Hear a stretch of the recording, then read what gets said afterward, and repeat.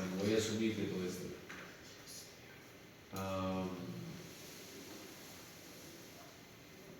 Ya que todo está claro en la estación terrena transmisora, a ver, ¿quién me puede decir por qué usamos guía de onda en ese último tramo y no en los demás?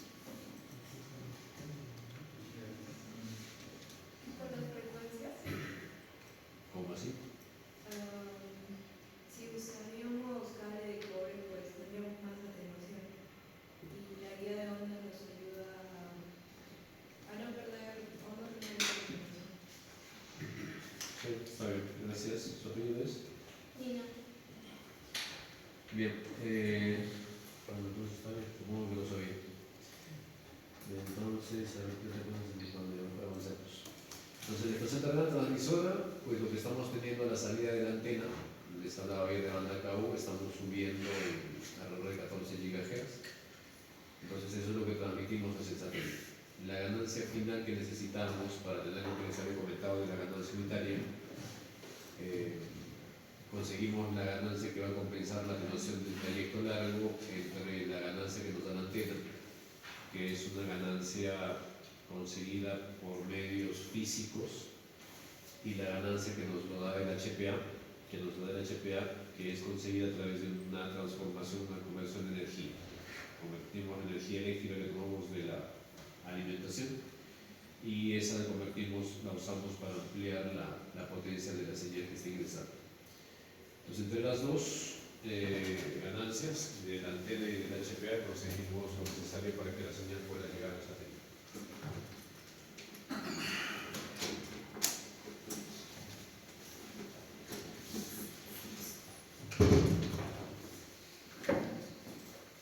¿Y creen que un sistema similar funcione para los satélites de órbita baja? Porque les mencionaba que esto era para satélites geoestacionarios.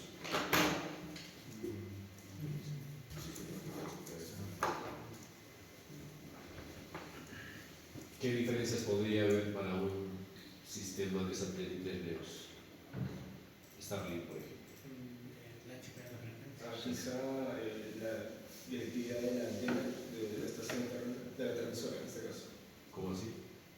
Bueno, ya que los satélites geoestacionarios siempre están sincronizados con la rotación de la Tierra, en este caso la antena de la estación transmisora siempre tiene que estar apuntando en un mismo punto, ¿no? En este caso. Pero para los de órbita baja, en este caso se tendría que estar, ¿cómo se diría? Cambiando la dirección, la dirección de la antena constantemente. Listo. Entonces, Y una no sería que... a ver, un segundito. ¿Se relaciona con lo que comenta su compañero o es otra diferencia? Otra. Ya, entonces, para terminar de su compañero. No está claro lo que comenta, o sea, puede que sea así y puede que sea de otra forma. ¿Listo? Pero al menos el criterio que tiene usted es interesante, ¿no? O sea, porque el de órbita baja, pues solo lo vemos 15 minutos, entonces, ¿cómo es que transmito desde esa antena hacia ese satélite que se está moviendo? Entonces, en un inicio podría pensar que tengo que tener una antena que se esté moviendo. ¿Listo? O sea, la antena coge, transmite al satélite y se está moviendo. Pero transmito solo hacia ese satélite mientras lo tengo aquí. Pero ese satélite va a dar la vuelta a toda la Tierra. Entonces, ¿cómo hago para enviarle señales a ese satélite mientras está en China? Claro, en ese caso, se usan constelaciones. Me estaba confundiendo. En ese caso sería en la estación receptora. Claro, entonces eso ya lo comentaríamos. Ahora recordemos que estamos en la transmisora. Entonces no se preocupe, lo que ha dicho está perfecto y por eso tiene su punto, así que por ahí, perfecto con eso. Lo que les estoy comentando es qué cosas tenemos que considerar para entender cómo está trabajando cada uno de estos satélites, ¿no? O sea, lo que podría tener claro ahora es que eso aplica para el geoestacionario y es un satélite que está fijo con respecto a la Tierra y la antena no tiene que moverse. ¿Listo? Pero en una órbita baja, lo que ustedes ya saben y que no sabían antes de que empiecen el curso, es que ese satélite también está orbitando la Tierra, en una órbita mucho más baja, 40, 600, 700, 1000 kilómetros, y que no lo tenemos fijo con respecto a la estación terrena. Entonces lo tenemos, si es que es una de órbita baja, pues nos decía, creo que estaba visible, ¿cuánto? 15 minutos, sí, 15 minutos y nos va a volver a dar la vuelta alrededor de la Tierra. Entonces tenemos el satélite disponible en línea de vista 15 minutos. Entonces no podríamos usar algo como esto, porque yo tengo la estación terrena aquí. Entonces quiero transmitir hacia ese satélite, pues solo voy a poder tener alcance hacia él durante 15 minutos. Pero se fue de mi alcance y cómo hago para que la gente que está en esa otra zona tenga cobertura o pueda dar servicio de ese satélite. Tendría que tener otra antena en ese otro lado y así, tener antenas desperdigadas por toda la Tierra. Entonces, ¿podría ser el sistema así? Podría ser, que a cierta distancia puedan haber estaciones terrenas. Starlink tendría que haber contratado estaciones terrenas en muchos países, podría ser, tiene sus pros y sus contras, pero eso es lo que ustedes tienen que entender para el trabajo final que les comentaba ayer. ¿Cuántos no han venido ayer? Varios. Hay un trabajo final, ya les adelanté el trabajo final. El trabajo final, les comento un poquito más ahora. Les indiqué para las primeras clases, creo que en el Perú al menos ahora hay una necesidad aparente de que compremos o implementemos un satélite geoestacionario para el Perú. ¿Listo? Bolivia tiene, Venezuela tenía, muchos países tienen un satélite geoestacionario. Entonces, una de las razones es para las telecomunicaciones, para dar servicio de telecomunicaciones a todo el país. Digamos, en época de la pandemia, para la teleeducación necesitábamos que estuviese implementado un sistema como ese, y poder llegar a todas las escuelas rurales, ¿no? Para dar un mejor servicio a las escuelas rurales, para clases virtuales y todo ese tema. Clases grabadas por televisión, por ejemplo, ¿no? TV Perú, que llega a todos los colegios del Perú. Segundo, para servicios de Internet, dar Internet a todas las escuelas de todas las zonas rurales, sin que importe dónde estén. ¿Listo? Entonces, otra razón para esto, para comunicaciones, de repente de voz a zonas de la selva o también zonas rurales, también para comunicaciones de voz, podríamos necesitar también eso. Luego comentaban, me parece también para temas militares. Entonces, lo que ustedes van a tener que hacer en el trabajo final es entender cuáles serían o cuáles son esas necesidades que tiene el gobierno peruano para querer contratar un satélite geoestacionario. La propuesta específicamente de John Dinescan y de algún militar que he escuchado en algún video es que el Perú debe comprar un satélite geoestacionario. Entonces, ¿qué necesitamos tener ahí primero? Saber cómo trabaja un satélite. Primero, ¿cuáles son las necesidades? ¿Para qué queremos un satélite geoestacionario? ¿Qué necesidades queremos cubrir? ¿Son solo las que les he comentado o hay otras más? Entonces, porque en base a eso vamos a poder determinar qué tan útil es ese dispositivo o no. ¿Listo? Primero. Segundo, una vez que identifiquemos las necesidades, tenemos que determinar si esas necesidades son cubiertas de la mejor manera por ese satélite geoestacionario. Entonces, el geoestacionario hace muchos años, cuando Venezuela lanzó su satélite Simón Bolívar, cuando Bolivia lanzó el suyo en Tupac Katari, creo que es, lanzaron el suyo también. Entonces, y muchos otros países lanzaron sus satélites, pues solo para tener internet teníamos internet por satélite a través de satélites geoestacionarios. Pero en la actualidad, no solo tenemos internet con satélites geoestacionarios, tenemos como satélites de órbita baja. No vamos a aspirar a que el Perú lance una flota de satélites en órbita baja, pero sí podríamos pensar en contratar los servicios para todas las escuelas a nivel nacional de Starlink o de OneWeb o de otra de las empresas, por ejemplo. Entonces, una vez identificada la necesidad, tenemos que determinar con qué tecnología o con qué tipo de sistema la satisfacemos de mejor manera. Un geoestacionario es lo mejor, uno de órbita baja es lo mejor, alquilar el servicio Starlink, por ejemplo. Entonces, eso es lo que necesitamos, lo que van a hacer ustedes para su trabajo final. La última clase la van a exponer aquí, tiempo que se le va a asignar a cada grupo. Vamos a hacer grupos para que trabajen en eso. Yo no sé si para mañana o para el siguiente martes ya vamos a armar los grupos, a ver cómo la armamos para generar el sorteo.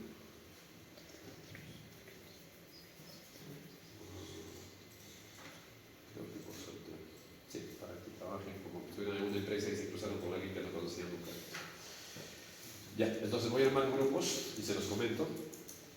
Y vamos a tener que hacer también un poco, bueno, primero vamos a tener que entender las tecnologías, cómo trabaja el geoestacionario para dar internet, cómo trabaja la órbita baja para dar internet, los costos, van a tener que averiguar los costos, que eso también está disponible en internet, los costos de lanzar un satélite geoestacionario y los costos de alquilar capacidad de un satélite de órbita baja. Entonces vamos a hacer toda esa figura y lo que necesitamos determinar al final ¿es conveniente lanzar un satélite geoestacionario o no lo es? ¿O hay otras soluciones que son mejores para eso? ¿Listo? Partiendo de las necesidades que se tengan. Entonces, de cara a eso, lo que comenta su compañero, necesitan ustedes tener claro cómo trabaja un sistema Starlink, por ejemplo. ¿Cómo trabaja Starlink? Es que tiene muchas antenas desperdigadas por todo el mundo para transmitir a todos los satélites, o qué otra forma tiene de funcionar o de operar esa flota. Entonces tienen que saber cómo opera Starlink, cómo va a operar o cómo está operando OneWeb y cómo operan las otras dos flotas o más creo que ya hay disponibles ya han sido lanzadas. ¿Listo? Y también cómo trabaja el geoestacionario. Bien, entonces lo que decía su compañero es parte de lo que van a tener que hacer luego. Listo. Señor sí, iba a comentar. Quizás otra diferencia sería que ya no necesitaríamos separar la etapa o sea, modular en dos etapas en una leo. Modulador y era converter. Porque se me ocurre, eso es el problema. Porque para un geo necesitamos más potencia, entonces sí tiene sentido de que la última etapa de modulación esté en el mismo aparato, que no se enfoque en ¿La modulación o la conversión de frecuencia? Porque la modulación, recordemos que está acá, y la modulación es diferente de la amplificación. Claro, pero nos dijo que el lag converter estaba en la misma caja que el amplificador. Ajá. Claro, no sería modulación, sería esas etapas de aquí. Sí, entonces esas dos etapas de cambio de frecuencia creo que en una leo podrían estar Por el tema de... funcionando. ¿Por qué razón? Porque se necesita menos potencia. ¿Por qué? Porque no es una órbita baja, ¿no? 2000 kilómetros, en cambio la leo es 35.000. ¿Sabe por qué? Claro, ¿y por qué? O sea, ¿qué ocasiona que no esté 36 y luego esté 2000? Bueno.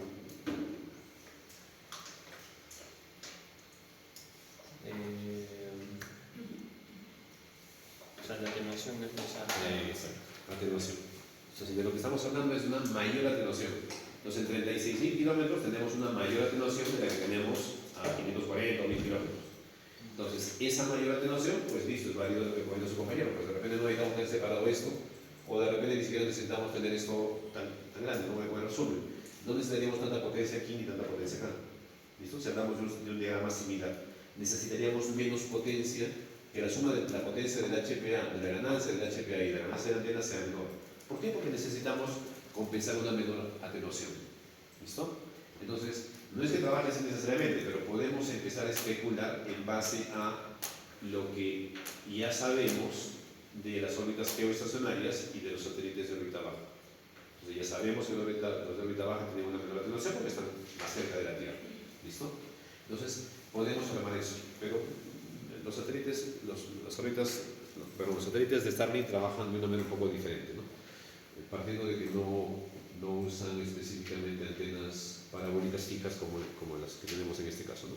Profe, también no sé si dijo, pero sería otra, la del geo podría estar fija, o sea, porque solo tendría que apuntar al satélite.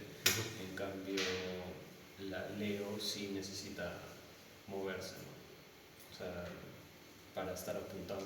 Claro, es exacto, eso es lo que les decía, la antena tendría que estarse moviendo, sería muy complicado ese tema, y aparte no hay un satélite, hay 10.000 satélites arriba, entonces sería algo bastante complejo. Entonces, aparentemente, no iría por ahí la forma en la que trabaja Starlink, porque imagínense, ¿no? 10.000 satélites a la vez alrededor de toda la Tierra.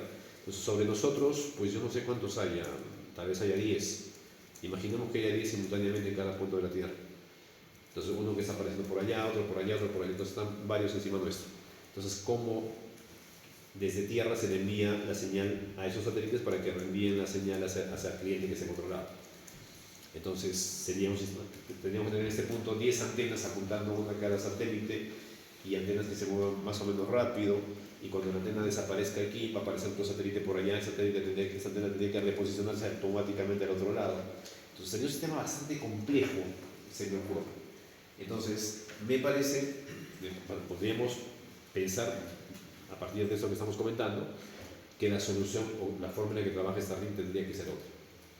¿Listo? Aparentemente, porque hasta donde hemos llegado ahora es algo bastante complejo. Sí. No, el satélite gira la Tierra y no se va juntando y se va moviendo a esta velocidad. Perdón. O sea, gira la Tierra del satélite, no sé qué está, y se va moviendo solamente. En geoestacionario, sí. Ahí los leos se mueven, o sea, queda 15 minutos y da vuelta y ya estamos No. Tenemos la Tierra, el satélite está acá. Entonces la Tierra da la vuelta alrededor de su eje en 24 horas. Este satélite Leo da la vuelta en hora y media. Entonces da la vuelta mucho más rápido. Entonces si es hora y media, pues mientras la Tierra en 24 horas, el satélite dio cuántas vueltas a la Tierra, no sé, 15 veces, 14 veces. ¿Listo? Entonces muchas veces. Entonces no tenemos esa posibilidad. Por eso es que decimos que los Leos los tenemos visibles unos 15 minutos, más o menos, dependiendo de la altura a la que estén. Y los geos sí se mantienen. Exacto. Los geos sí se mantienen. Entonces, solo un detallito. Lo que acaba de comentar su compañero me es muy útil. ¿Por qué? Porque él recién se acaba de dar cuenta de la diferencia entre los geos y los leos. Y está bien que se haya dado cuenta ahora. Entonces, no sé si todos los demás ya se han dado cuenta de eso. Pues algunos ya se dieron cuenta, pero todos ya se han dado cuenta. Si hay alguien que no se ha dado cuenta de ese detalle, pues nada, o pregunte o averigüe, o bueno, estoy buscando si encuentro un simulador que encontré en algún momento que era bastante interesante, voy a ver si lo consigo para compartírselos, y que lo puedan ver de manera un poco más gráfica, ¿no? Entonces, pero eso es importante, que entiendan de lo que estamos hablando. ¿Y por qué insisto en eso? Porque van a sacar bien en este control. En el siguiente control, en el control de mañana a las 11 de la noche está el segundo control. En el control de mañana estoy casi seguro que la mayoría va a volver a sacar 20. Listo, son 20, 20, 16, ya va a bajar un poquito en el siguiente. Y en el examen final consigo 5. Hay 5, 4, 8. Entonces, ¿qué significa? Que pues realmente no entendieron. O sea, esa es la realidad. No todos, ¿no? Algunos entendieron. El semestre pasado solo hubo un 14, creo, me parece. Entonces, esa es la realidad. No, hubo un 16 y un 14 y 4 o 5 11, creo, por ahí. Entonces, no es, pues, bueno, mejor dicho, es una situación real el hecho de que no están, bueno, los anteriores compañeros suyos, no voy a adelantarme con ustedes, pero lo más probable es que pase lo mismo, es que finalmente no estén entendiendo. Entonces, alarma, se los estoy comentando desde ahora, si no están entendiendo algo, pregunte. Es mejor que algo que se los he comentado hace 2 sesiones, si no lo hayan entendido, lo entiendan ahora, mejor, a que no lo entiendan y que el examen final le saquen un 5 o un 6. Entonces, veamos ese detalle. Entonces, tratemos de entender lo que estamos haciendo. Si la forma en la que les explico no les está haciendo fácil de entender, pues nada, me preguntan, se los contaré de otra manera. ¿Listo? O me traeré una imagen mejor para la siguiente, o ya veré qué hago. Pero esa es responsabilidad mía. Porque mi responsabilidad es que ustedes entiendan. Si con lo que les estoy contando no están entendiendo, pues tengo que hacer un ajuste y modificar la forma en la que se lo estoy contando. Pero si yo les digo, ¿entendieron? Todos calladitos, yo asumo que sí. Entonces nada, digo, lo estoy haciendo de maravilla, yupi, bien, soy buen profesor, me la creo. Pero si no entienden ustedes, no lo estoy diciendo, así sencillo. ¿Listo? Bien. Sí, también tiene que cambiar en este caso en las órbitas bajas del tipo de modulación. Probablemente usted dijo que lo que ha terminado estamos en modulación robótica que es USK, en este caso pues, necesitamos este tipo de modulación y que vamos a transmitir mayor información en este caso. Claro, no tanto porque va a ser mayor, bueno, sí va a ser mayor información, porque va a ser full internet bastante megabits que necesitamos transmitir, pero sí por el hecho de que ya no tengo un medio de 36.000 kilómetros muy ruidoso, ahora tengo un medio de 540 kilómetros ruidoso, y muy ruidoso también. Ya me estoy evitando el primer cinturón y el segundo cinturón de Van Allen, ya no me están afectando. Ya estoy debajo del cinturón de Van Allen. Entonces me estoy ahorrando mucho ruido. ¿Listo? Entonces, por lo tanto, pues listo, perfecta su observación. No necesito de repente un PSK ni incluso un 8 PSK. Tal vez ahí si esté usando un 16 APSK o un 32 APSK, van a tener que averiguar eso cuando vean la información de qué modulación utiliza Starlink o los demás, Huawei y los demás. ¿Listo? Una cosa, ahí no tendría que tener en el geo, en el EO un doble, hay que solo es Recordemos que... perdón, esto. no, en el emisor y también en esa antena. No, un receptor no debe tener. Ya, sí. Ya, ese es otro detalle. Recordemos que el ejemplo que estamos haciendo, les comentaba, es que vamos a trabajar todo el curso en función de un enlace de radiodifusión tipo DTH, tipo DirecTV, donde enviamos información desde la cabecera hasta el cliente. Entonces, ese es el diagrama que les voy a mostrar. Y a partir de eso vamos a hacer ejercicios como lo que estamos conversando ahora para entender cómo trabajan las demás tecnologías. Lo que su compañero dice está totalmente válido. Esto de aquí aplica para un enlace de radiodifusión, nuevamente, tipo de DirecTV. Pero para un enlace de Internet, pues no va a ser solamente eso. Eso no tiene que ser unidireccional, tiene que ser bidireccional. Esta antena tiene que ser transmisora y también receptora. Esta de aquí ahora es receptora, pero para Internet tendría que ser también transmisora. Esta tendría que tener la posibilidad también de transmitir señales de satélite para el retorno de Internet. ¿Listo? Sí, perfecto.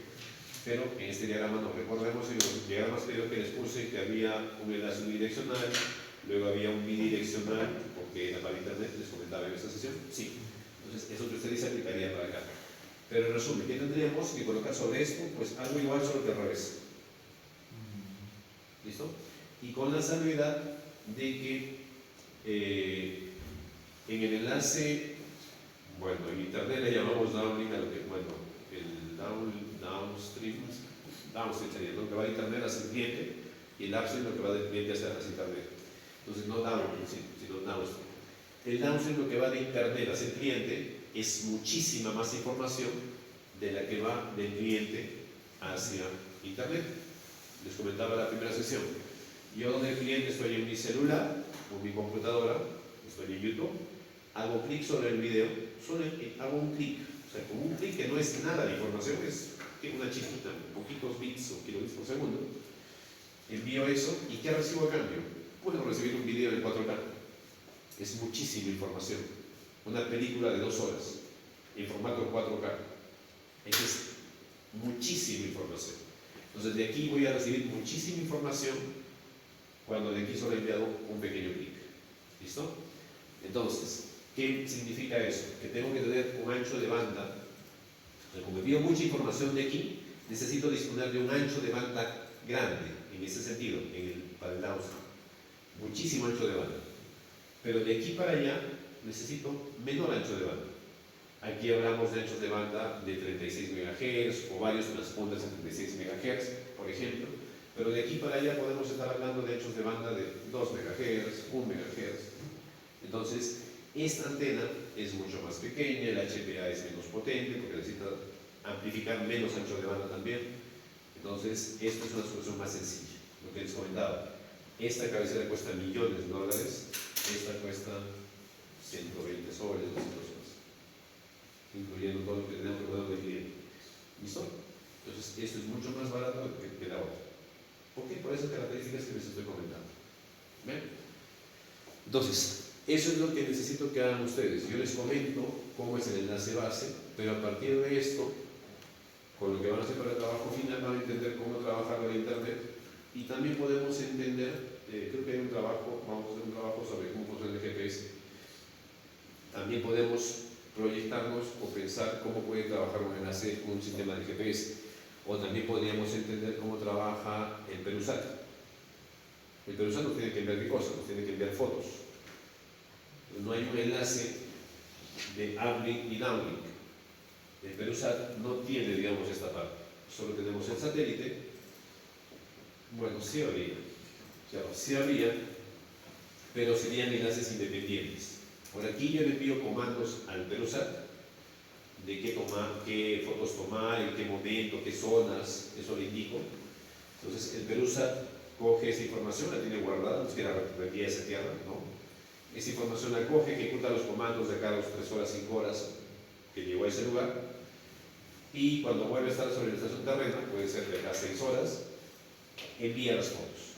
O sea, no es que retransmita la información, lo mismo que está subiendo baja aquí, como en este caso de enlace, no, en ese caso no, hay un enlace de subida para un tipo de información y un enlace de bajada para otro tipo de información.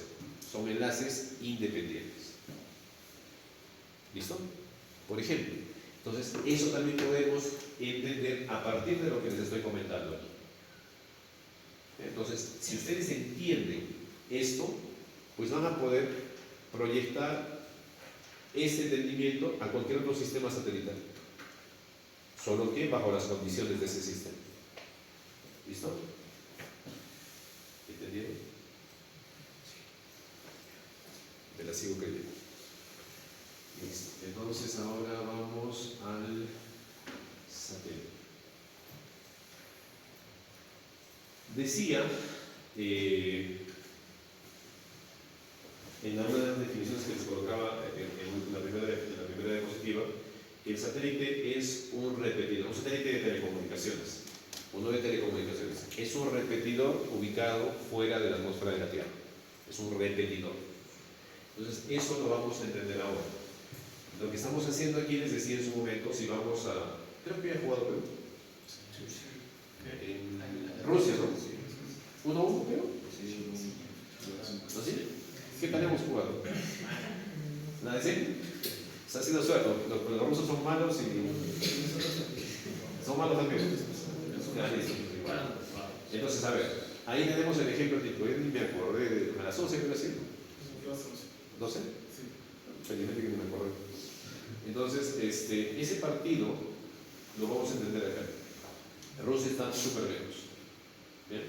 Entonces, ¿cómo ha llegado esa señal hasta... A ver, alguno de ustedes, ¿quién no ha visto el partido?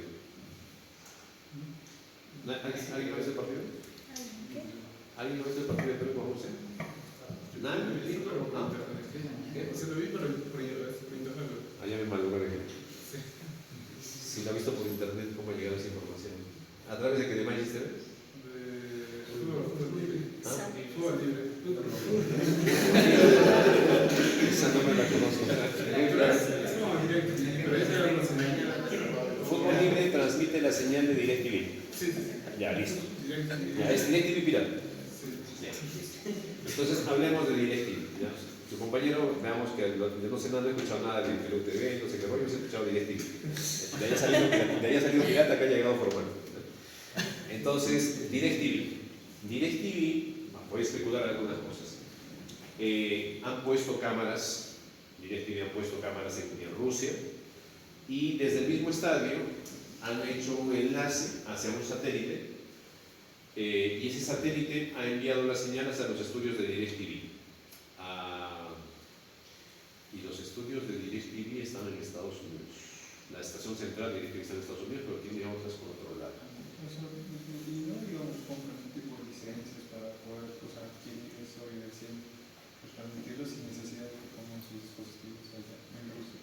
Es que finalmente, claro, eso sucede en el Mundial. O sea, en el Mundial lo que se compra son los derechos. Entonces, quien coloca las cámaras, todo en el estadio, es el organizador del Mundial.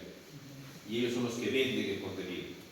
Entonces, y ese contenido lo venden, pues, video y audio, el audio ambiental del estadio, la bulla, y esa señal, pues, la reciben los canales que compran el contenido, lo reciben en sus estudios, o también suelen enviar comentaristas al estadio, y ya ellos le ponen el audio, la publicidad y todo lo demás, ¿no?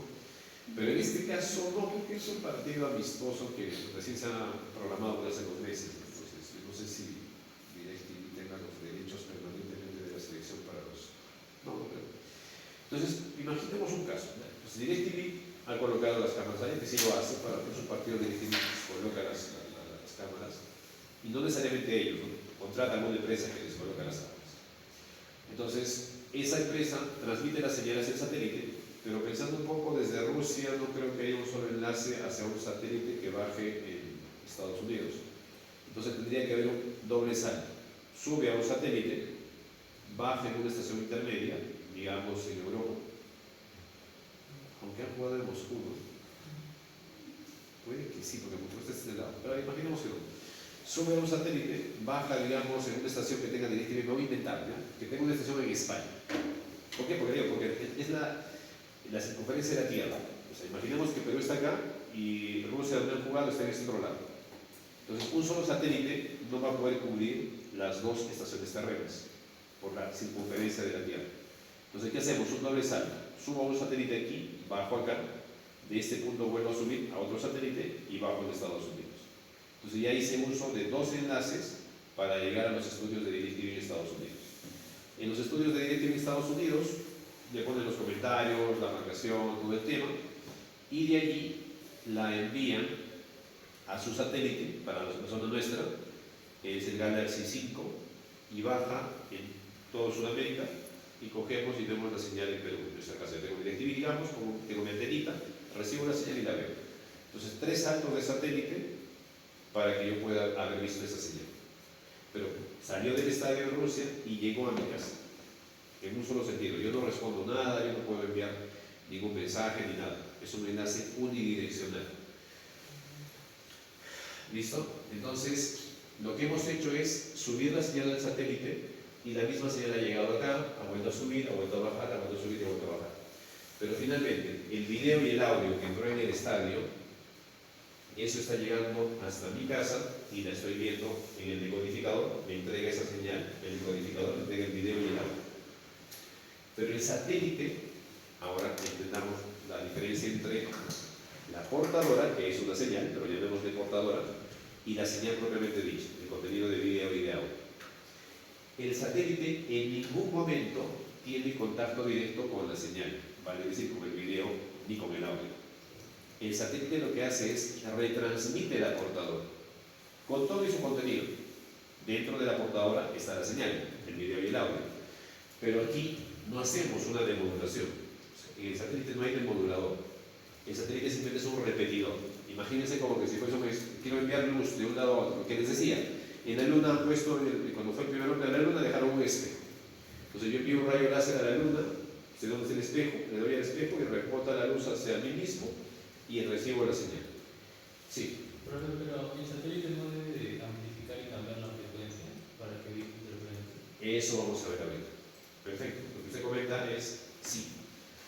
Pero lo que está haciendo es amplificar la portadora, cambiándole la frecuencia a la portadora. Entonces, no ha demodulado y ha vuelto a modular en otra frecuencia. O sea, no tenemos un proceso de demodulación. Entonces, por eso les digo que en ningún momento en el satélite tenemos contacto con la señal, directo con la señal. El satélite no ve unos y ceros. El satélite ve portadores con el contenido. Más o menos, a ver, el ejemplo del bus que va de Arequipa a Lima. El bus que va de Arequipa a Lima pasa por un peaje. El bus para en el peaje, el chofer paga el peaje, o un grifo mejor, ¿no? Aunque no deben hacer eso, pero estamos en Perú y decirlo así.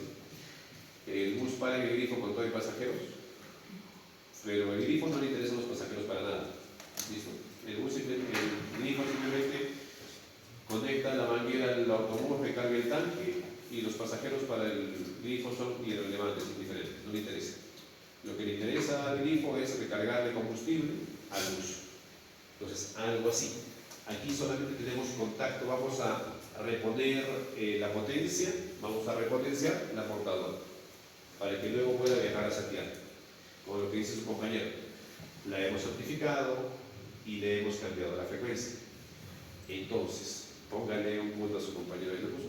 Sí, excelente, porque lo que acaba de hacer él es lo que necesito que hagan todos ustedes, o sea, ya lo he hecho, es darse cuenta de esos detalles. Entonces, con lo que ha dicho su compañero, ya sabemos, por lógica, qué hace el satélite. El satélite hace, en principio, 3 cosas, y por ahí un par de cositas más de repente, pero las principales son, una, la que dijo su compañero, está en el dibujito acá, amplifica la señal. Segundo, pues ya hemos hablado de que sube en 14 GHz, hablamos de banda KU, y que baje en 12. Entonces, para que suceda eso, en el satélite también tenemos que cambiar la frecuencia. ¿Listo? Entonces, el satélite también cambia la frecuencia. ¿Ven? Entonces, con lo que dice su compañero, ustedes ya están en capacidad de darse cuenta, sin que yo se los haya explicado, ¿qué hace un satélite? Entonces, ¿qué cosas adicionales hace el satélite? Pues como son señales electrónicas, son equipamiento electrónico, es transmisión de señales, tenemos que filtrar, porque generalmente encontramos ruido. Entonces filtramos para que las señales que están fuera del rango de operación no interfieran y no nos compliquen la transmisión. Entonces también filtramos. Y adicionalmente recibimos la señal, hay una antena que recibe un sistema de recepción de señal y un sistema de transmisión. Eso es lo que hace un satélite. Amplifica, cambia la frecuencia, filtra y previamente recibió y posteriormente transmitió la señal. No más.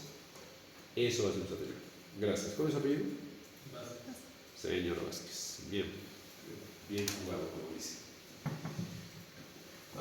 Listo. Entonces, detallitos de esto los vemos. Sí, cuando lleguemos a esa parte de los diapositivos vamos a ver algunos detallitos más. Bien. Una vez que hemos cambiado la frecuencia, ¿alguna consulta sobre el satélite? Profesor, una consulta. Usted mencionó que en algunas configuraciones la señal sube, baja y vuelve a subir para volver a bajar bajo el público. ¿No existe alguna configuración en la que los satélites mismos se conecten o transmitan, por ejemplo? Para el partido de Perú-Rusia, no. Para otros satélites, sí. Starlink sí hace eso. Starlink, los satélites se comunican entre ellos, incluso no lo hace de radiofrecuencia, lo hacen con láser. Un satélite se comunica con otro con láser. ¿Listo? Entonces sí, lo que usted dice sí hay. Pero aquí no, ¿por qué? Porque no tiene mucho uso, mucha demanda. Si hubiese un servicio, una necesidad de alguna empresa o de alguien que requiera un enlace permanente de subida, que este se comunique con este permanentemente y este que baje, pues sí, fabricaría este satélite para que se comunique con este. Pero eso no es usual, porque el partido de Perú es 3 horitas y nadie sabía que iba a haber partidos hace 6 meses. Supongo que hace 2 meses han firmado recién el contrato. ¿Listo? Entonces, como no es una necesidad permanente, pues nadie la implementa. ¿Listo? Entonces, eso sería. ¿Algo más? Sí. Profesor, cuando digo que hace el cambio de frecuencia, ¿no hace el cambio en la misma onda? Sí. Claro, estamos hablando de... sí, claro, o sea, podría ser que suba en C y baje en KU. Sí, más o menos. Ya, listo, válida su pregunta. Totalmente. Todas las preguntas son válidas. Entonces, no, trabajamos siempre en la misma banda. Sí, subimos en KU, bajamos en KU, subimos en C, bajamos en C, subimos en K, bajamos en K. Sí. Sí. Pero otra pregunta. O sea, yo entendí que el satélite no demodula, ¿no? Lo que haces con la portadora. ¿Pero por qué? Porque no necesitamos. Sería implementar si no una me trae etapa. ventaja, desventaja, entonces. ¿Perdón? Si no me trae ninguna ventaja, desventaja. No, sí me trae desventajas. ¿Qué desventaja me trae? Que tendría que implementar un demodulador cuando no lo necesito. Me trae la desventaja de que también tengo que implementar luego, si me modulo, tengo flujo de unos y ceros, yo tendría que modular. Entonces tendría que implementar más etapas. No necesito implementarlas, por eso es que proceso simplemente la portadora. ¿Cuál es la necesidad del satélite? Pues, nuevamente, tenemos que identificar qué necesitamos que haga el satélite. Necesitamos que el satélite demodule la señal y tenga contacto con la señal y con los unos y ceros. Pues para este tipo de transmisiones no. ¿Dónde sí hay en este tipo de enlace? No. ¿Dónde sí hay eso? Pues lo que les decía, en Perusat. Se envía la portadora al satélite. En Perusat tiene que recibir ese contenido, esa señal, el comando que se le ha enviado. Entonces él tiene que demodular la señal para entender ese unos y ceros, ¿qué significa? Ese flujo de unos y ceros le va a decir: toma la foto de la zona de Corea que está en tal lugar, en tales coordenadas, cuando estés por tal sitio, tomas tales fotos. Entonces listo, el Perusat coge esa información y luego la guarda y luego la ejecuta. Una vez que la ejecutó, y ahí quedó, esa transmisión de subida quedó ahí. Volvió a dar la vuelta alrededor de la Tierra, volvió a estar otra vez sobre Perú, y tomó las fotos en el lugar donde debió tomar las fotos, y llegó sobre la estación terrena de Perú, y luego transmite las fotos hacia Tierra. Entonces es otra comunicación. O sea, la primera ya pasó, ya hizo su cometido. La segunda, entonces, ¿qué hizo Perusat? Tiene las fotos, también las convierte en unos y ceros, las modula y las envía a Tierra. Pero es otra aplicación. Son aplicaciones punto a punto donde no hay retransmisión como estas de son de telecomunicaciones. Esto es telecomunicaciones, lo del Perú también, pero eso en un solo sentido. ¿Listo? Entonces, en este caso, ¿cuál es mi objetivo? Que la señal llegue desde aquí hasta aquí. Entonces, la he transmitido hasta aquí arriba. Entonces, lo que necesito es que llegue acá. Entonces, eso es como que si fuese un espejo. Entonces, ¿qué necesito? Que la señal llegue a ese lugar, que rebote simplemente. Pero no puedo hacerla rebotar en la misma frecuencia, porque podría tener interferencia si es que la zona de cobertura cae en esa misma región. ¿Listo? Entonces, le tengo que cambiar de frecuencia. Entonces, la necesidad es esa, solo tengo que cambiar de frecuencia. Entonces, ¿cómo hago el cambio de frecuencia? Pues vamos a ver que hay dos formas, no simplemente un down converter, ¿no? Que trabaja, recibe 14 GHz y saca 12 GHz con osciladores y todo ello, cambia la frecuencia. Otro detalle, lo que usted mismo comentaba, la señal ha llegado con baja potencia. Esa señal que llegó aquí con baja potencia, si yo así como está la rendida a tierra, no llega. Entonces necesito amplificar. Entonces, ¿qué más necesito que vaya al satélite? Amplificar la portadora. Entonces, no necesito para ese tipo de sistema de telecomunicaciones demodular la señal. Entonces, como no necesito hacerlo, me interesa que el sistema sea lo más sencillo posible, no incremento la demodulación y la modulación. ¿Listo? Bien. Profe, yo sí he entendido en otros cursos, en comunicaciones digitales sobre todo, que modular era cambiar la frecuencia. Entonces, entiendo que no estamos demodulando para encontrar la comunicación en sí, simplemente estamos moviendo otra, pero Modular no es cambiar la frecuencia. Bueno, estrictamente hablando, no. Bueno, estrictamente hablando, diría que sí, porque bueno, finalmente cambiamos la frecuencia. Tengo la señal como una frecuencia, pero la señal, ¿qué es? Para casi todo lo que estamos haciendo, un flujo de unos y ceros. ¿Listo? Tenemos un flujo de unos y ceros. Ese flujo de unos y ceros tiene una frecuencia, que no sé cuál es la frecuencia del flujo de unos y ceros. Bueno, depende, si es dividida, si no tengo idea. Entonces, esa es una señal, tiene su propia frecuencia. Ahora, les pongo el caso del analógico, que eso sí me acuerdo. Los televisores, no sé si tenían sus televisores analógicos, en la parte de atrás tenían tres, o los DVDs, o el mismo proyector, en la parte de atrás tiene tres conectores, uno amarillo, uno blanco y uno rojo. ¿Se han fijado? Esos son RCA, ¿listo? Entonces, lo que sale por allí, por el amarillo, es video analógico, en una estándar también que se llama video compuesto, ¿listo? Por el blanco y por el rojo sale el audio. Ahí le pones un parlante y escuchas el audio, es audio directo a un parlante y escuchas. Eso es señal. Entonces, esa señal de video tiene una frecuencia, tiene muchas frecuencias, no solo una, tiene un rango de frecuencias, ¿listo? Pero son frecuencias bajas, creo que llega, eso me lo sabía de memoria, pero bien, hace tiempo que no hablo de este tema. Sí sé que es un voltio pico esa señal, pero ¿cuál es la frecuencia máxima? 38 MHz, creo que es 38.5, me parece que es 38 MHz, la máxima frecuencia de esa señal de video compuesta, ¿listo?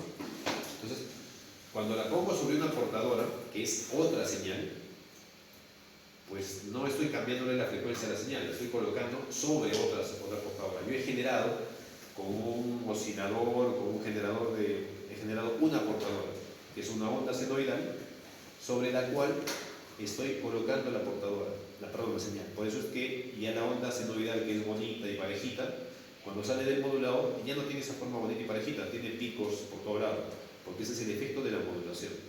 Al colocar la señal sobre la portadora, no estoy cambiándole la frecuencia a la señal, estoy modulando, es otra cosa diferente. O sea, modular no es cambiar la frecuencia. Ahí no sé si pueda de repente revisar ese concepto, pero la respuesta sería que no es cambiar la frecuencia. Es otro proceso distinto. Yo tengo una señal, que es la que trae lo que quiero transmitir, y yo genero en el modulador otra señal.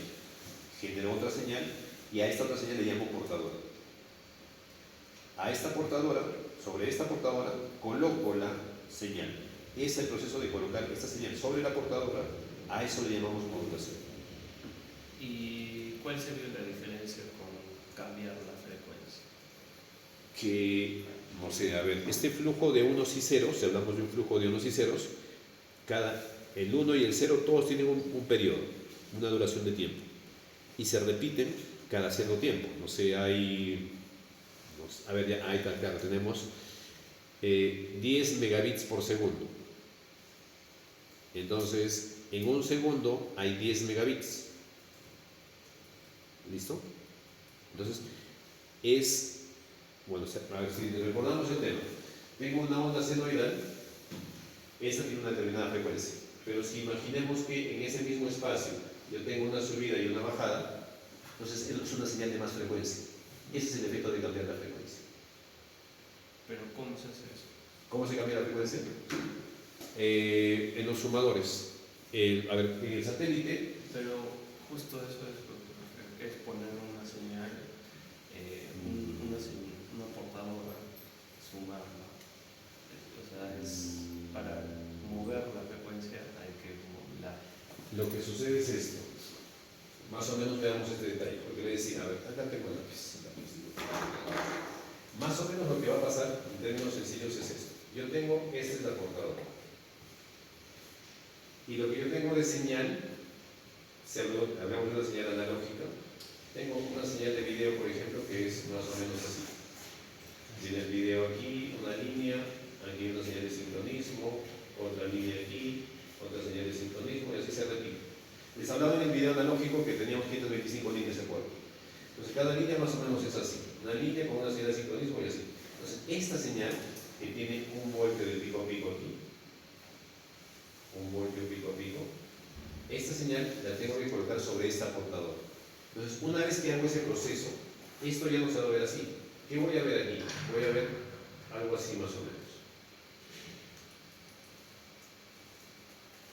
Entonces la señal está modificando la amplitud. Si modifico en AM, por ejemplo, amplifico, allá ahí viene el detalle de en qué modulación estoy utilizando. Si utilizo AM, estoy modificando la amplitud. ¿Se recuerdan? El AM es amplitud modulada.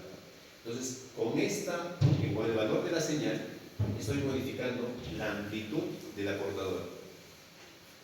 Si uso un FM, estoy modificando su frecuencia ligeramente. Esto de aquí, en base a esta señal, va a variar su frecuencia, pero no va a ser una frecuencia permanente, va a ser una frecuencia que está variando en función de la señal. Si utilizo QAM, QPSK, pues tengo otras características. Un QAM modifico amplitud y fase. ¿Listo? No hay un receptor en esa frecuencia de 14 y un transmisor de 12. A veces sí se puede meter con candidatos. Ahorita entramos a eso. ¿Con eso más o menos? Todavía. Decir que el número. A ver, déjenme ver si para mañana le consigo alguna más información. Usted mismo debe una miradita. ¿Ya? Pero, a ver, lo que yo trato de contarles es más o menos una cosa de la manera más sencilla. Pero si somos más estrictos, pues en el fondo sí, ¿no? Lo que hago es tener un sumador. Entonces, pero ese sumador lo que está haciendo, dependiendo, es que depende del tipo de modulación que voy a usar también. En la que les acabo de comentar, para no meterme con la frecuencia, les puse el tema del AM.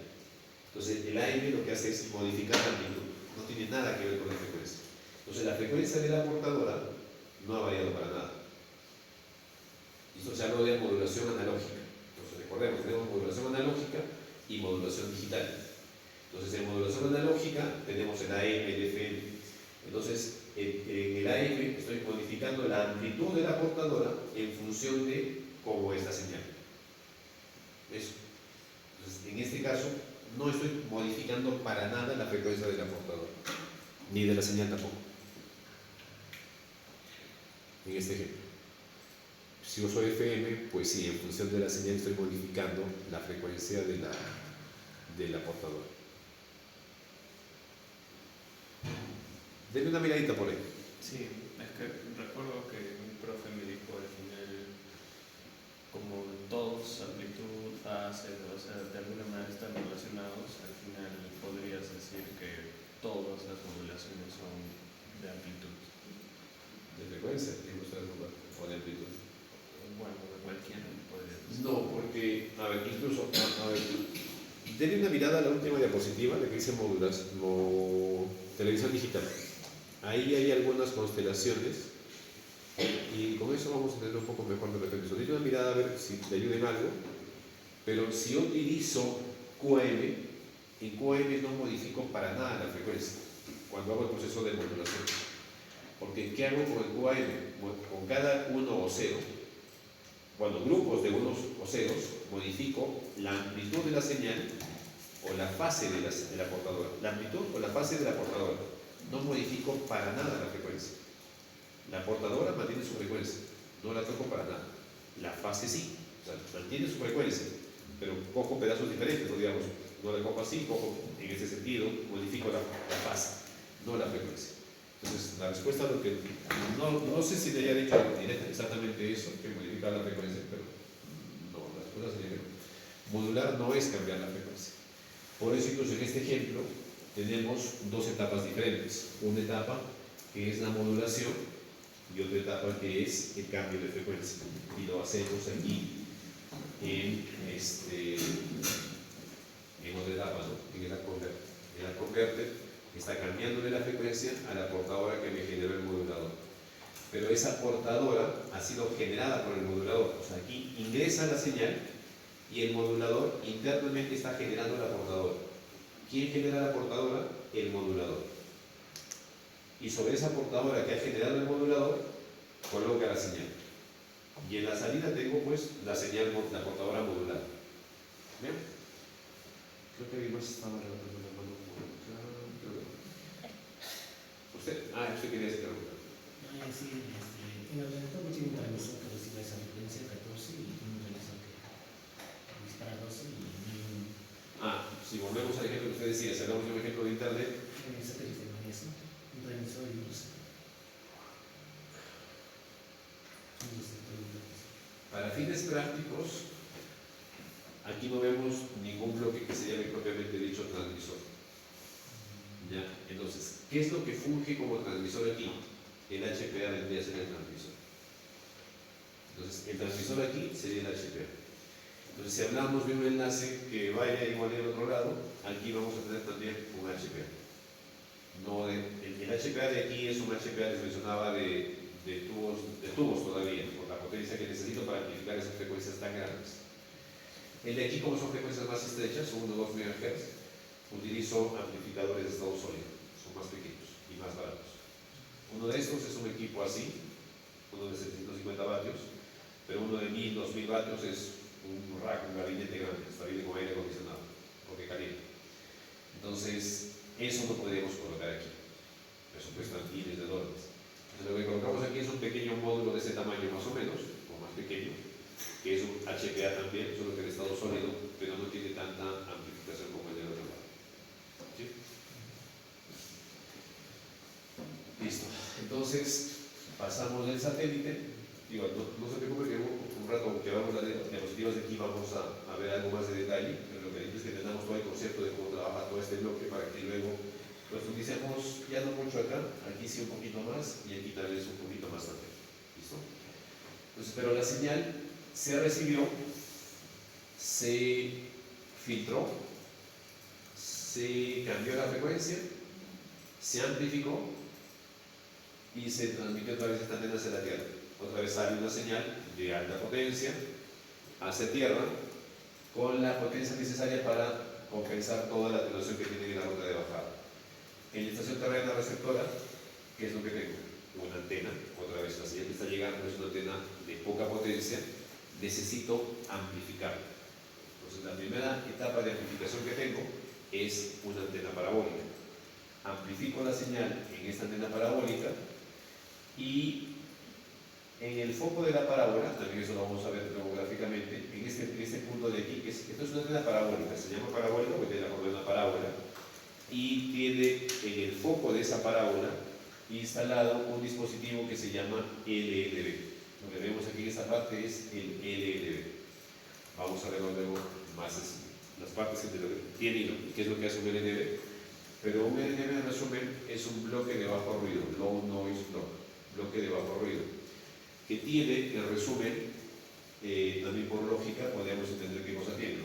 Si la señal llegó baja, aquí tenemos que amplificarla igual. Entonces aquí también amplificamos señal. Luego, este dispositivo le tiene que entregar la señal al demodulador, receptor y decodificador, estos tres Estas tres partes están también montadas o instaladas dentro de un solo equipo. El set-top box que va en la sala del cliente, ¿no? En la sala del cliente junto al televisor. Esto va en un solo módulo. Entonces, esto le entrega la señal aquí y lo hace a través de un cable coaxial. Les decía que el cable coaxial que se usa aquí es un cable de 3/4 de pulgada, es un cable grueso. El cable que se usa aquí no podríamos instalar eso, ese cable no podría pasar por las ducterías de una casa. Entonces usamos un cable RG6. Es un cable más delgado, flexible, que puede pasar por ductos. Entonces es un cable que tiene mucha más atenuación que el del otro lado. Entonces tenemos el mismo problema que aquí. Entonces para que la señal pueda viajar desde la antena parabólica que está en el techo hasta el decodificador que está en la habitación del cliente o en su sala, tenemos que enviar la señal por un cable coaxial. Entonces el mismo principio que aplicábamos allá, lo aplicamos aquí. La señal de banda KU, 12 GHz, la tenemos que bajar a banda L. ¿Quién la baja a banda L? El LNB. Dentro tiene el dispositivo contrario a este. Aquí tenemos un up converter porque subía la frecuencia de banda L a banda KU. Acá tenemos un down converter. Baja la frecuencia de 12 GHz a banda L. ¿Para qué? Para que pueda viajar por este cable coaxial de unos 50 metros, digamos, hasta la sala del cliente donde están los demás dispositivos. Pero aquí seguimos amplificando y procesando la portadora. Una vez que llegó la portadora a la sala del cliente, a través del cable coaxial, tengo que hacer lo contrario que hice aquí. Aquí modulé, entonces hasta aquí llegó la portadora, aquí de módulo. Extraigo la señal de la portadora. Digamos que es el terminal terrestre. Viajamos a Lima, llegamos al terminal terrestre, nos bajamos de bus y nos vamos a nuestro destino. Entonces, hasta aquí llega la portadora, no la necesito más. La portadora solo la necesitaba para que pueda viajar la señal largas distancias. Ese es el motivo por el cual modulo. Entonces, una vez que llego aquí, extraigo la señal, extraigo el flujo de unos y ceros y luego hago en el decodificador lo contrario a lo que hice en el codificador. Recordemos, les mencionaba, una de las cosas que hacía en el codificador era comprimir la señal, ¿se acuerdan? De 260 megabits por segundo le dije que bajábamos a 1 o 2 megabits por segundo. Pero esa señal que llegó a 1 o 2 megabits por segundo no puedo meterla directo al televisor. El televisor no sabe qué es eso. Entonces tengo que descomprimir. Otra vez tengo que volver a generar ese flujo de 260 megabits por segundo, que es lo que conoce el televisor. Entonces, descomprimo aquí, por ejemplo. Aquí aplico los sistemas de corrección de errores y todo lo demás. Eso se hace en el decodificador. Y una vez que tengo ya el flujo adecuado de unos y ceros, se lo envío al televisor. En HDMI, en lo que tenga disponible. O en analógico de repente. ¿Listo? Entonces, esa es la descripción de todo este flujo, de toda esta serie de diagramas de bloques que representan la estación terrena transmisora, el satélite y la estación terrena receptor. ¿Listo? Entonces, ¿alguna consulta sobre estación terrena receptor? Sí. Para el caso de cuando ya está recién la antena receptora, el bloque de bajo ruido, hay casos en los que, o sea, hay algo mencionado que esa parte es como que es más crítica que al momento de enviar la señal. O sea, me dice que hay momentos en los que no llega a captar la señal cuando llega el satélite. ¿No se llega a captar aquí? Sí. Pues claro, no capta la señal. Bueno, a ver. Una lluvia muy fuerte puede hacer que no llegue la señal.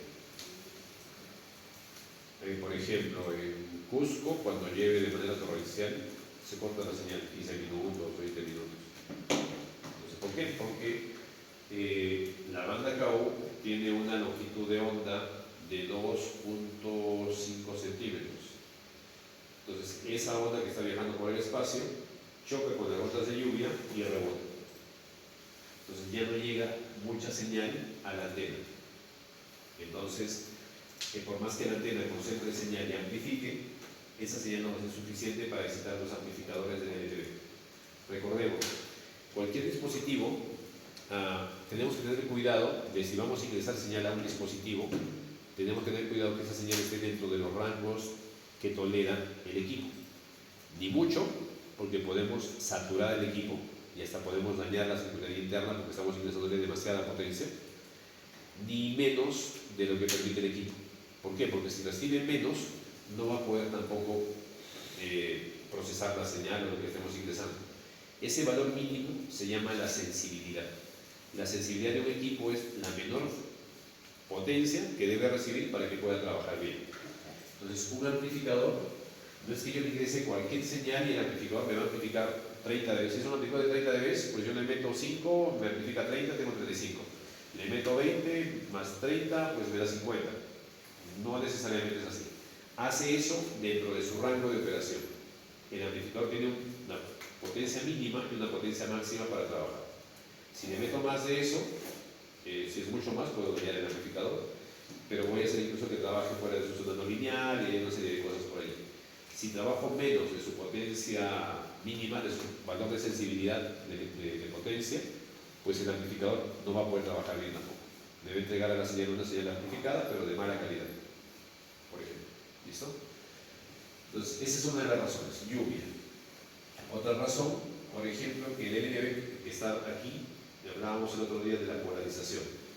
Si no está bien polarizado, pues una polaridad, las señales de una polaridad van a ingresar a la otra y van a interferir. Y no va a poder recibir esa señal. Y de paso que hablamos de eso, en la siguiente diapositiva se las voy a mostrar ahora. Estas son las imágenes de un analizador de espectro de las portadoras. O sea, estas son portadoras vistas en un analizador de espectros. Esta es una portadora. Y tenemos un ancho de banda desde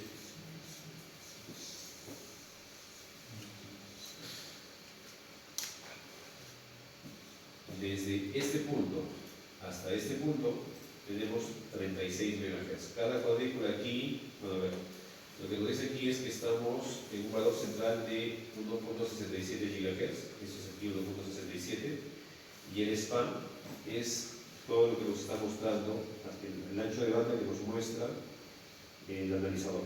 Entonces nos dice que desde aquí hasta aquí hay 55.38 MHz. Como hay 10 cuadrículas, cada una de estas es 5.54 MHz. ¿Listo? 5.538. Entonces, si sumamos esto y esto, y el cachito de acá y el cachito de acá, nos va a dar 36 MHz. ¿Listo? Esta es una portadora de 36 MHz. Una portadora ideal, pues más o menos es así. Sube bonito, incluso más recto, arriba es plana y luego baja casi inclinado. Entonces, esa es una portadora ideal. Pero considerando pues que eso no es una portadora ideal, es una real, pues tiene unas deformaciones, miren esta como está deformada y miren también cómo esta está deformada. Entonces, esos picos que ven aquí, pues son también los efectos de la modulación, ruido y muchas otras cosas. ¿Listo? Entonces, esas son portadoras reales. Y no tenemos solamente una. Esta es una de las de aquí, esta es una de estas, y estas dos están agrupadas acá. Este es un grupo que es el de aquí, y este es el grupo que está en el otro lado. Entonces, oficialmente, aquí estoy viendo desde 935 MHz hasta 1700 MHz. Esto es, ¿qué banda?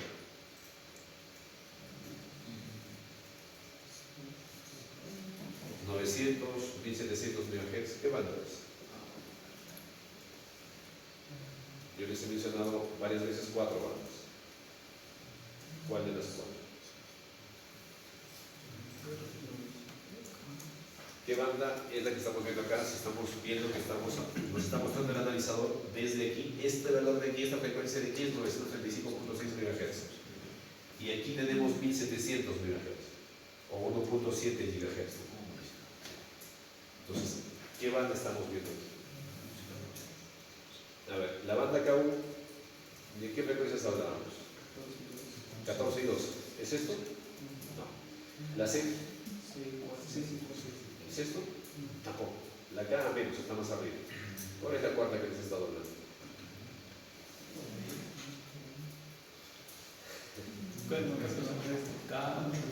No, les he mencionado varias. La frecuencia intermedia que ya vengo diciendo ya varias veces.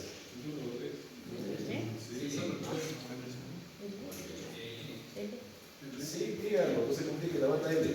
Esta es la frecuencia intermedia, esta es la banda L. Entonces, esto, ¿dónde me estamos viendo? El analizador de espectros está conectado a la salida del LNB. Entonces, yo les acabo de mencionar, el LNB es estación terrena receptora. Entonces, el LNB, les decía yo que hace algunas cosas, amplifica y también convierte la frecuencia, baja de banda K1 a banda L, para que pueda ir por el cable coaxial hasta el decodificador. ¿Listo? Entonces, esto lo estoy viendo en banda L. Entonces, esto del satélite hacia la antena parabólica, esto ha bajado en 12 GHz. En la antena parabólica, el LNB lo está convirtiendo a banda L, en este rango, de 900 a 1700 MHz. Entonces, esto es un caso de la vida real, son portadoras que existían en el Amazonas 2, si no me equivoco. No sé si siguen existiendo, supongo que sí. Entonces vemos portadoras de 36 MHz. Cada una de estas tiene 36 MHz y están una detrás de otra. Y aquí vemos 1, 2, 3, 4, 5, 6 portadoras aquí.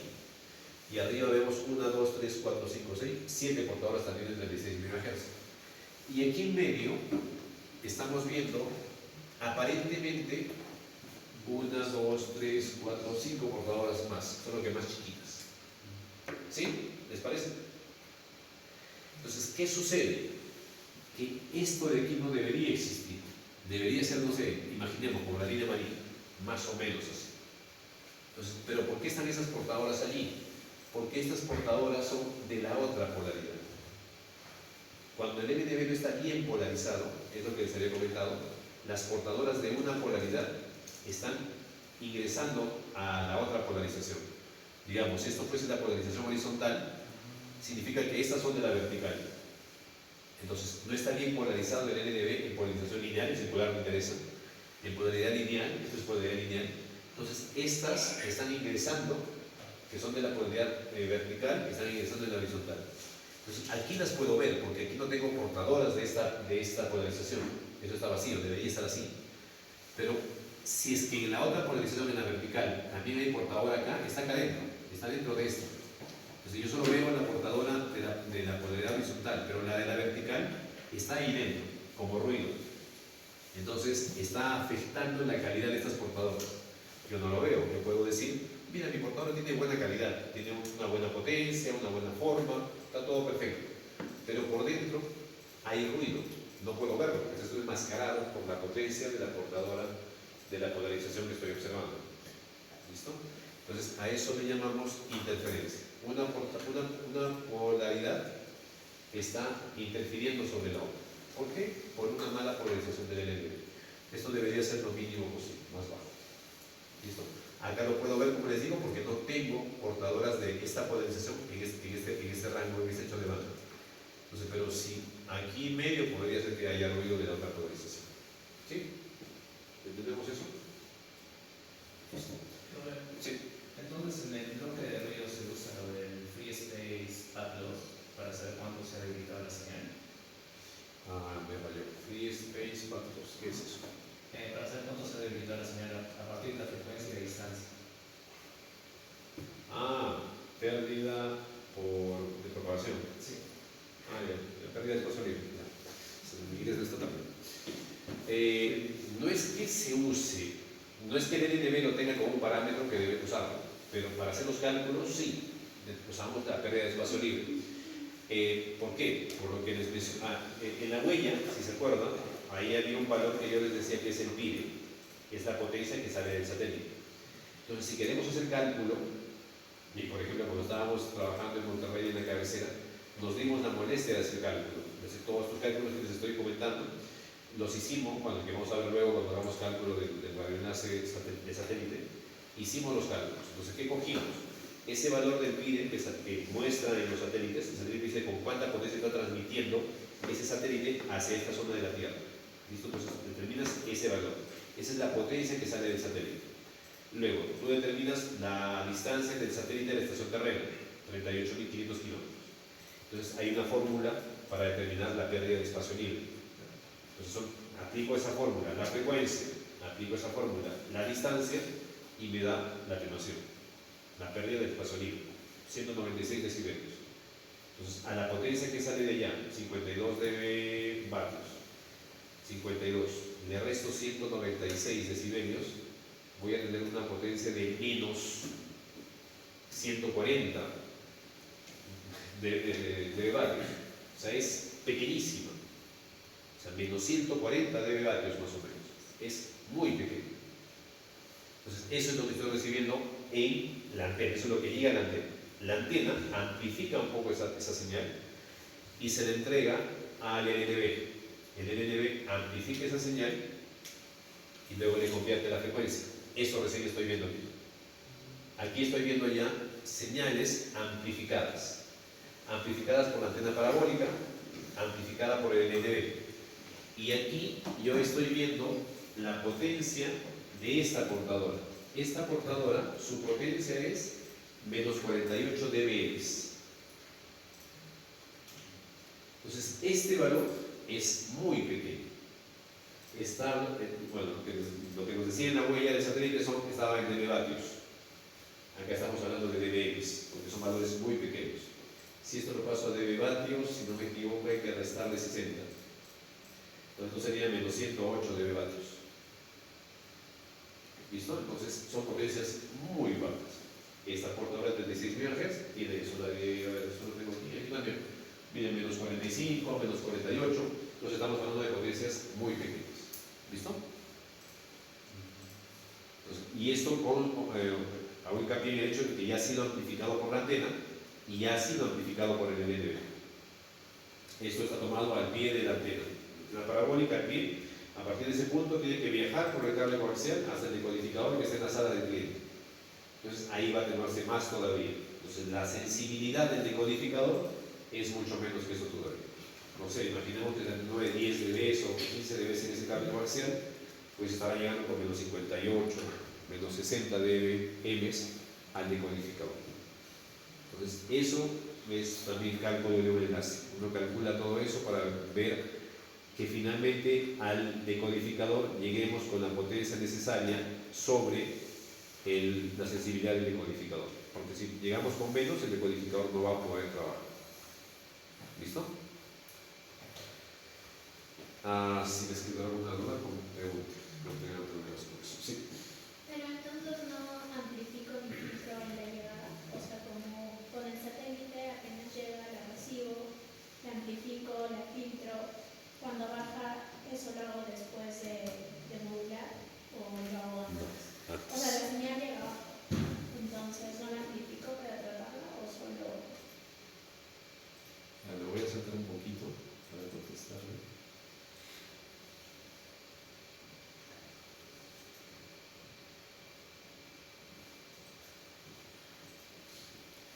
Esto es un LNB. Entonces el LNB está instalado en el foco de la antena. Lo que hago en el LNB es primero tengo un amplificador.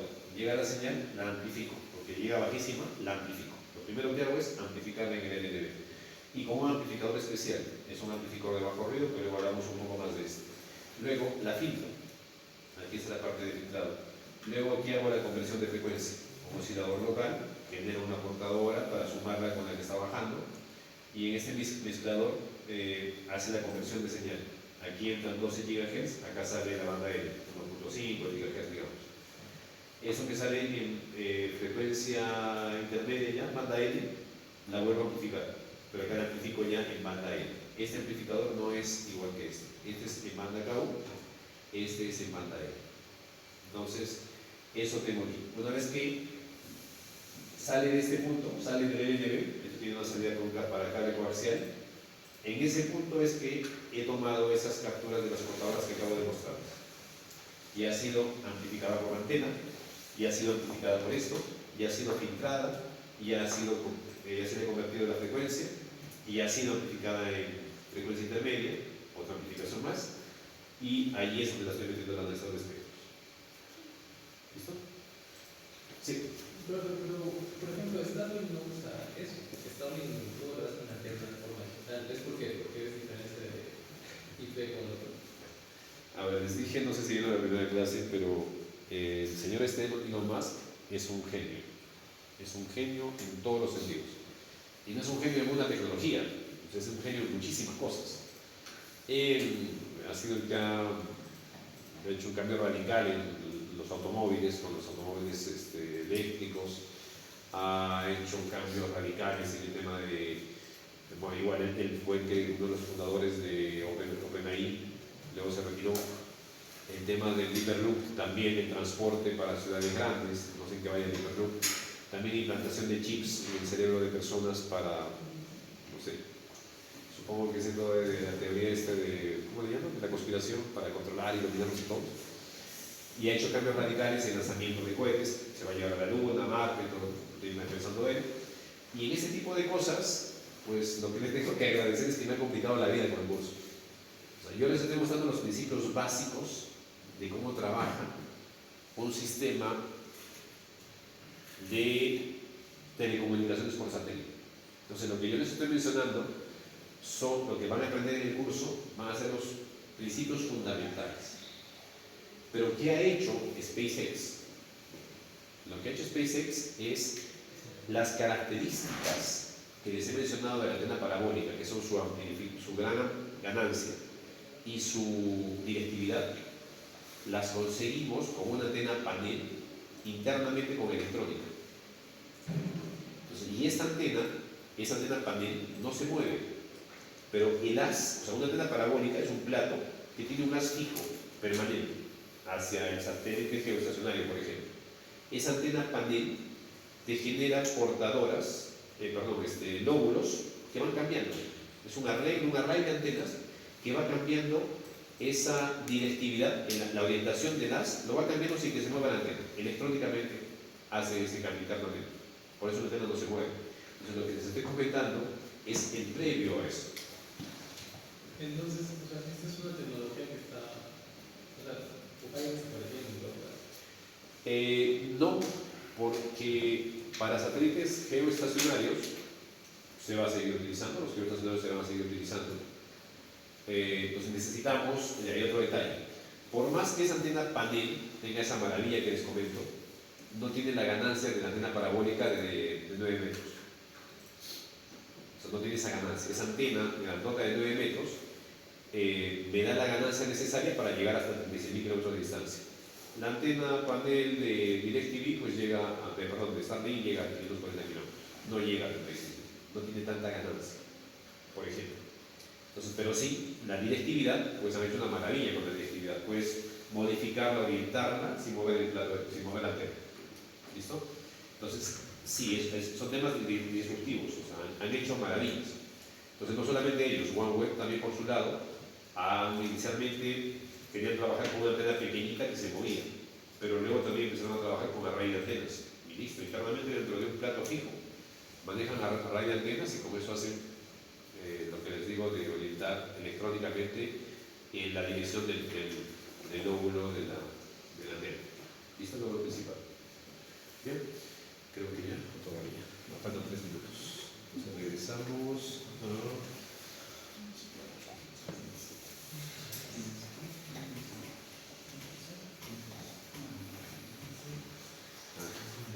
Lo que sigue es esto. Entonces les había mencionado esto ayer ya, una foto de la estación terrena de Telefónica en Uri. Aquí les mostraba, ya les adelanté, como más o menos son las portadoras.